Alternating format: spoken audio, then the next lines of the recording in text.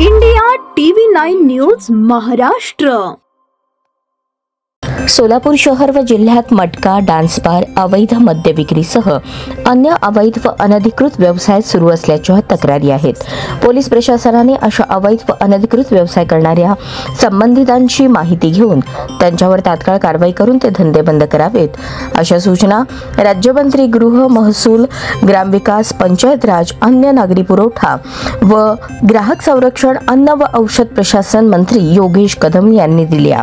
Police आयुक्त कार्यालय सोलापूर येथे गृहराज्यमंत्री योगेश कदम यांच्या अध्यक्षतेखाली आढावा बैठक घेण्यात आली। यावेळी ते बोलत होते। याप्रसंगी पोलीस आयुक्त राजकुमार, पोलीस उपायुक्त दीपाली काळे, अजित बोराडे, जिल्हा पुरवठा अधिकारी संतोष सरडे, अन्नधान्य वितरण अधिकारी ओंकार पडोळे व संबंधित विभागाचे अधिकारी उपस्थित होते।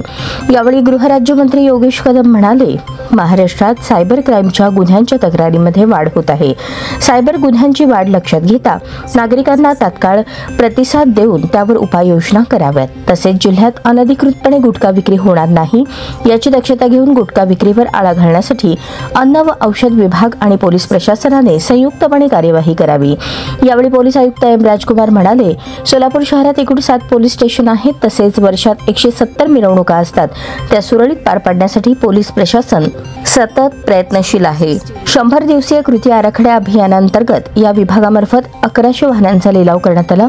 तसेच पोलीस प्रशासनातील रिक्त पदे तातडीने भरण्याबाबतची मागणी त्यांनी यावेळी केली।